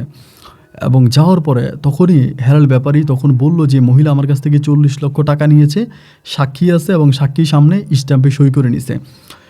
আমার বউ তখন ওই দরবারে দাঁড়ায় বলতেছে আমি ওনার কাছ থেকে 1 টাকাও নিই নেই, তিনি আমাকে ওখানে নিয়ে গেছে এবং তিনি আমাকে দিয়ে ওখানে খারাপ কাজ করাইছে এবং তিনি আমাকে ওখানে নেওয়া যাওয়ার পরে তিনি এই স্ট্যাম্পে আমার কাছ থেকে সিগনেচার নিয়েছে। উনি আমার সে যে খারাপ কাজ করাবে সেটা টাকা উনি আমাকেও দিছে, উনিও নিছে, কিন্তু উনি আমাকে বলছে আমি যাতে এই বিষয়ে কারো কাছে না বলি, এই জন্য উনি একরকম জোর প্রয়োগ করে আমি সৌদি আরবে যাওয়ার পরে আমার কাছ থেকে 150 টাকার স্ট্যাম্প উনি সিগনেচার নেয়, যেটা ব্লাঙ্ক স্ট্যাম্প, মানে খালি ছিল, উপরে কোনো লেখা ছিল না, কোনায় তার কাছ থেকে সিগনেচার নেয়। এবং হেলাল ব্যাপারী সিগনেচার নেওয়ার পরে যখন জানতে পারছে আমার বউ ইন্ডিয়া থেকে টাকা পয়সা নিয়ে আসছে, এটা করছে ওইটা করছে, এইটা জানার পরে তারা তখন করলো কি, মানে আমার বউ তখন করলো কি, মানে হেলাল ব্যাপারী ওই মুহূর্তেই তখন আমার বউর ওই সম্পদ দেখে লোভে লালিত হয়ে উনি তখন এইটা বলতে শুরু করলো যে আমার বউ তার কাছ থেকে 40 লক্ষ টাকা আনছে। আমি বলতেছি যে না, আমার বউ 1 টাকাও ওনার কাছ থেকে আনে নাই, উনি এটা সম্পূর্ণ মিথ্যা কথা বলতেছে এবং এটা পুরো বানোয়ার একটা কথা। তারপর চেয়ারম্যান মেম্বার যারা আছে তারা সবাই বলতেছে তোমার বউ সিগনেচার করছে, টাকা আনছে, এখন অস্বীকার করে তো কোনো লাভ নাই।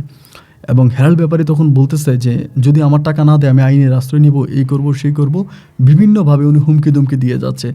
তা আমি তখন আমার বউরে বুঝাই যে দেখো তুমি চিন্তা করো না, সব কিছু ঠিক হয়ে যাবে। আমার বউ তখন পরিপূর্ণভাবে আমাকে দোষারোপ করে। ও বাংলাদেশে আসতে চাচ্ছিল না, ও বলেছিল ও সৌদি আরবে থেকে যাবে, আমি ওকে কেন জোর করে আনলাম। এবং এই নিয়ে তখন আস্তে আস্তে হেলাল ব্যাপারী তার যেই গুন্ডা পান্ডা ছিল, গুন্ডা পান্ডাগুলোকে তখন সে কী করে, আমাদের ওই যেখানে আমরা ফার্ম বানাবো, বিজনেস করব, ওই জায়গাটা তখন দখলে নেওয়ার চেষ্টা করে। ধরুন আমরা কাজ করতেছি, আমি আমার বউ মিলে কাজ করতেছি, হেলাল ব্যাপারী তখন লোক পাঠায়, এইটা ভেঙে ফেল, ওইটা ভেঙে ফেল, মানে আমাদের জায়গা দখল করার মানে সম্পূর্ণ চেষ্টা করতেছে। তো আমার বউ তখন এটা নিয়ে ফাইটিং করে, হেলাল ব্যাপারীর সাথে আমাদের মারামারি ধাক্কাধাক্কি পর্যন্ত হয়। সে লোকজন পাঠায় এবং থানা থেকে পুলিশ পাঠায় এবং পুলিশ প্রশাসন পাঠায়, প্রশাসন পর্যন্ত হেলাল ব্যাপারীর পক্ষ নিয়ে আমাদের সাথে খারাপ ব্যবহার করে। এবং বৈধভাবে যেটা আমার বউয়ের দলিল করা জায়গা, আমার বউয়ের ওই দলিল করা জায়গা তারা নিয়ে যাওয়ার জন্য চেষ্টা করে। এরকমভাবে মারামারি ধাক্কাধাক্কি এগুলো চলতেছে এবং আমিও সেখানে আমার বউয়ের পক্ষ নিয়ে কাজ করতেছি, চেষ্টা করতেছি। এমন করতে করতে একটা পর্যায়ে গ্রামের মধ্যে আবারও তখন আরেকটা বৈঠক ডাকলো। আরেকটা বৈঠক ডাকার পরে সেই বৈঠকের সিদ্ধান্ত নিল, গ্রামবাসী সবাই মিলে সিদ্ধান্ত নিল, যেহেতু আমার বউ হেলাল ব্যাপারীর কাছ থেকে টাকা এনেছে, সেটা সাক্ষীও আছে, ইভেন আমার বউ সিগনেচারও করেছে, তাহলে আমারে হয় হেলাল ব্যাপারীকে টাকা ফিরিয়ে দিতে হবে, তা না হলে আমার বউ হেলাল ব্যাপারীর টাকা দিয়ে যে জায়গা কিনেছে ওই জায়গা হেলাল ব্যাপারীর নামে লিখে দিতে হবে। আমার বউকে 3 দিনের সময় দিছে, 3 দিনের ভিতরে যদি আমার বউ ওই জায়গা হেলাল ব্যাপারীর নামে লিখে না দেয় তাহলে তারা আইনানুগ ব্যবস্থা নেবে। তা আমার বউ তখন ঘরে এসে খুব কান্নাকাটি করতেছে, মানে এত কান্নাকাটি করতেছে যা বলার মতো না। আমাকে বলে আমি তো এই টাকাটা আমার মায়ের কাছ থেকে আনছি, এটা তো তুমি জানো। আমি তো জানি, কিন্তু আমার কথার তো তারা কোনো ভ্যালু দিচ্ছে না। আমি তো তোমার সাথে থেকেই যুদ্ধ করতেছি, এখন তারা যদি আমার কথা না মানে তাহলে আমি কি করতে পারবো। ওর কথাই একটা, তাহলে তুমি আমাকে এই দেশে এনেছো কেন? আমি তো সৌদি থেকে আসতে চাইনি, তুমি আমাকে আনলা কেন? আজকে কেন এরকম হচ্ছে? ও জায়গাটার মধ্যে গিয়া গড়াইয়া গড়াইয়া কান্না করতো যে 3 দিনের টাইম দিছে, 3 দিনের মধ্যে ওই জায়গা ওর নামে দলিল করে দিতে হবে হেলাল ব্যাপারীর নামে, নাইলে তারা আইনানুগ আশ্রয় নিয়ে জায়গা দখলে নিয়ে যাবে। মানে এরকমভাবে তারা হুমকি ঝুমকি দিচ্ছে, মানে গ্রামের সব মানুষ তখন এক হয়ে গেছে এবং প্রশাসন পর্যন্ত এক হয়ে গেল। আমার বউ তখন এই জায়গাটার মধ্যে গিয়া মেয়েটারে নিয়ে গড়ায় গড়ায় কান্না করতো যে আমার জীবন থাকতে আমি এই জায়গা দিব না, আমি মরে যাব কিন্তু আমার জায়গা আমি দখলে দিব না, আমার জায়গা আমি কাউকে নিতে দিব না, এবং আমার জায়গাকে এটা আমার জায়গা আমি দিব কেন, এরকমভাবে আমার বউ কান্নাকাটি করতো। আমি দেখতাম, আমারও কলিজাটা ফেটে যেত, আমার খারাপ লাগতো। কারণ আমি তো জানি এই জায়গাটা আমার বউয়ের জায়গা, সে তার মায়ের কাছ থেকে টাকা এনে জায়গাটা কিনছে। কিন্তু এই কথাটা আমি আমার গ্রামবাসী, আমার এলাকার চেয়ারম্যান, মেম্বার এবং প্রশাসন, আমি কাউকেই বুঝাতে পারলাম না যে এটা আমার বউয়ের বৈধ বেলের জায়গা। সবাই তখন আমার বউকে এভাবে করতে করতে, যেদিন ধরেন আমার বউ জায়গার দলিল দেওয়ার কথা, এর আগের দিন রাতের বেলায় আমার বউ সন্ধ্যার দিকে প্রচণ্ড কান্নাকাটি করতেছে, এবং এত কান্নাকাটি করতেছে যা বলার মতো না। আমারও খুব খারাপ লাগতেছে। রাত প্রায় 12টা পর্যন্ত ও কান্নাকাটি করে, এবং 12টার দিকে আমার তখন একটু তন্দ্রায় আসে, আমি ঘুমিয়ে পড়ি।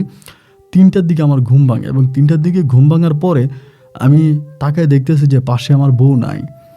বউ না থাকার পরে আমি তখন উঠলাম, শোয়া থেকে উঠে আমি মায়ের ঘরের দিকে গেলাম, মায়েরে ডাকলাম, ছোটো ভাইয়েরে ডাকলাম, ছোটো ভাইয়ের বউয়েরও ডাকলাম। মানে রাত 3টার দিকে সবাই উঠলো। উঠার পরে আমি বলতেছি যে মা, রানী কোথায়, আমার মেয়ে কোথায়? মা বলে আমি কি করে জানি, আমি তো দেখি নাই। আমি বললাম যে কালকে রাত্রে এমন এমন হয়েছে, ও মন খারাপ করছে, অনেক কান্নাকাটি করছে, রাত্রে 12টার দিকে আমি একটু ঘুমাইলাম, এখন দেখি যে ও নাই, ও কোথায় গেছে? আমার আম্মু বলে কোথায় গেছে তাহলে খোঁজ। আমি তখন খোঁজার জন্য বেরোই, এদিকে ওইদিকে বিভিন্ন দিকে ওকে খুঁজতে থাকি, বাট আমি ওর কোনো সন্ধান পাই না। এরকমভাবে ওকে খুঁজতে খুঁজতে একটা সময় সূর্য উঠে যায়, সকাল হয়ে যায়, এবং সকাল হয়ে যাওয়ার পরে আজকে তো ওর দলিল দেওয়ার কথা। তো তখনই হচ্ছে আপনার ওই হেলাল ব্যাপারী লোকজন নিয়ে আসে আমার বউয়ের কাছে, দলিল দিতে হবে নাহলে জায়গা দিতে হবে, এবং এসে জানতে পারে গতকালকে রাতে আমার বউ তার কন্যাকে নিয়ে চলে গেছে। এবং হেলাল ব্যাপারী তখন তার লোকজন নিয়ে আমাদের ওই কিনা জায়গা, যেটা আমার বউ তার নিজের নামে দলিল করা জায়গাটা, তখন হেলাল ব্যাপারী দখলে নিয়ে যায়, এবং তার সঙ্গপঙ্গ নিয়ে আমার পুরো জায়গা দখলে নেয়। তা আমি তো এখানে নিয়ে চিন্তা করি না, আমি চিন্তা করতেছি আমার বউ কোথায় চলে গেল, আমার মেয়ে কোথায় চলে গেল। এবার আমি 2 দিন পর্যন্ত তার জন্য অপেক্ষা করি, বাট 2 দিনে আমি তার কোনো সন্ধান পাই না, সে আমার কাছে আসে না, মোবাইল টোবাইল সব কিছু বন্ধ করে চলে যায়। 2 দিন পরে আমি তখন গোপনভাবে ইন্ডিয়াতে খবর নিতে থাকি যে ওর বাবার কাছে চলে গেল কিনা, ওর ঠিকানায় চলে গেল কিনা, ওর মায়ের কাছে চলে গেল কিনা। আমি সেখানে লোক পাঠাই, এবং লোক পাঠানোর পরে জানতে পারি যে না, ও ইন্ডিয়াতে যায় নাই, ইন্ডিয়াতেও যায় নাই, এবং ইন্ডিয়াতে যাই নাই। পরে আমি নিজে পর্যন্ত যাই, এবং নিজে পর্যন্ত ইন্ডিয়াতে গিয়ে ওকে খোঁজ করে ও বাড়িতে চলে গেছে কিনা, এবং সেখানে যাই দেখলাম যে না, ও ইন্ডিয়াতে যায় নাই। এরপরে ও কোথায় চলে গেল, এবং ওরে খুঁজতে খুঁজতে আমার জীবনের প্রায় 10টা বৎসরের মতো কেটে গেছে। আমি ওকে ঢাকাতে, চট্টগ্রামে, সিলেট শহরে, রংপুরে, বিভিন্ন জায়গায় আমি ওরে খুঁজে বেরিয়েছি, এবং খুঁজতে খুঁজতে আমি পাগল হয়ে গেছি, কিন্তু আমি ওর কোনো সন্ধান পাইনি। আমি প্রায় 10 থেকে 15 বার মতো ওদের গ্রামে গিয়েছি, ইন্ডিয়াতে গিয়েছি, এবং আমি ওর মায়ের সাথে কথা পর্যন্ত বলেছি। ওর মা একই কথা বলে, ও তো আমার বাসায় আসেনি, আমার সাথে ও কোনো কথাও বলেনি। আমি তো জানি না ও কোথায় চলে গেছে, ও তো ওর মেয়ে নিয়ে তোমার সাথেই থাকতো, তোমাকে বিয়ে করছে, মুসলিম হয়েছে, এটা আমাকে বলেছে, আমি কিছু গয়নাগাটি দিয়েছি। তো এরপর থেকে আমি আমার বউয়ের আজকে প্রায় 10-12 বৎসর মতো হয়ে গেল, আমি আমার বউয়ের আর কোনো সন্ধান পাইনি, আমার বউয়ের কোনো ঠিকানা পাইনি, এবং আমার বউকে হারানোর পরে আমি একরকম পাগল হয়ে গেছিলাম, মানসিক প্রতিবন্ধীর মতো আমি রাস্তায় রাস্তায় ঘুরে বেড়াচ্ছি। এখনও আমি একজন যাযাবর জীবনযাপন করছি, কখনো এই শহরে, কখনো ওই শহরে, বিভিন্ন শহরে আমি আমার বউকে খুঁজে বেড়াচ্ছি, কিন্তু আমার বউয়ের কোনো ঠিকানা আমি পাচ্ছি না। পাগল বেশে আপনার ভিডিওগুলো আমার সামনে পড়লো, এবং আপনার ভিডিওগুলো আমি শুনতে শুরু করলাম, এবং সেখান থেকে আমি আমার বউয়ের ছবি, আমার বাচ্চার ছবি আপনাকে পাঠাইলাম যে দেখেন আমার বউ বাচ্চার কোনো সন্ধান পাওয়া যায় কিনা, যে তারা কোথায় গেল। কিন্তু আমার প্রশ্ন বারবার, আমার মনে একটাই প্রশ্ন জাগে যে আমার অপরাধটা কী ছিল, আমার অন্যায়টা কী ছিল। আমি তো কোনো অপরাধ করি নাই, আমি তো কোনো অন্যায় করি নাই। আমার বউ আমাকে ছেড়ে তাহলে কেন চলে গেল, কোন অপরাধের শাস্তি আমার বউ আমাকে দিল? আমি তো হেলাল ব্যাপারীর বিপক্ষে গিয়ে আমার বউয়ের সাথে আমার বউয়ের পক্ষ নিয়েই যুদ্ধ করতেছিলাম, এবং আমার বউয়ের জন্যই তো আমি এত সব করলাম। এরপরে আমার বউ আমাকে কেন ছেড়ে চলে গেল? আমার বউয়ের কোনো সঠিক ঠিকানা আমি জানি না। আপনি আমার গল্পটা রেকর্ড করবেন, যদি আমার বউ পৃথিবীর কোনো প্রান্ত থেকে আমার এই গল্পটা শুনে, আমার এই কথাগুলো শুনে, আমার বউকে শুধু একটা প্রশ্ন আমি আপনার মাধ্যমে করতে চাই, আমার অপরাধটা কোথায় ছিল? সে আমার সন্তান নিয়ে চলে গেল, আমার অপরাধটা কোথায় ছিল? আমি কোথায় অন্যায় করেছি? হয় সে আমার অপরাধটা ধরিয়ে দিয়ে যাক, না হয় সে আমার কাছে ফিরে আসুক। আপন ভাই, আপনি অনেক ভালো থাকবেন। সিলেটের এক প্রত্যন্ত গ্রাম থেকে আমি তাহের। ভালো থাকবেন। আসসালামু আলাইকুম।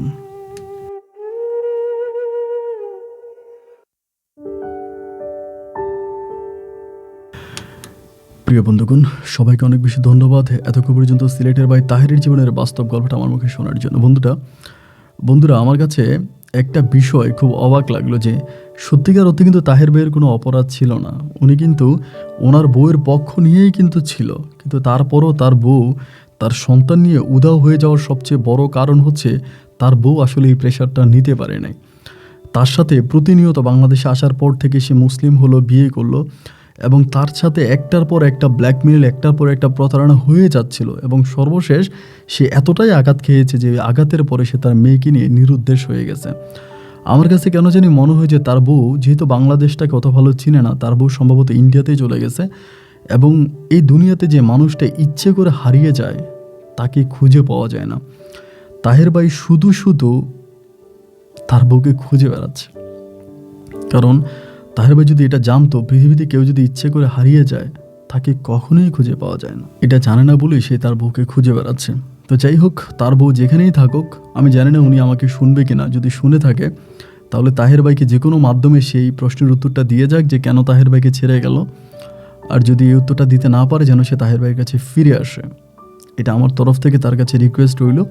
আর তাহের ভাইকে আমি বলেছি যে আপনি নিজেকে সামলিয়ে নেন, আপনার বউ যদি ফিরে নাও আসে আপনি নিজের মতো করে বাঁচার চেষ্টা করুন। কিন্তু উনি আসলে নতুন কোনো লাইফে জড়াতে চায় না এবং সে পুরো জীবন তার বউয়ের জন্য অপেক্ষা করতে চায়। তার দৃঢ় বিশ্বাস তার বউ একদিন ফিরে আসবে।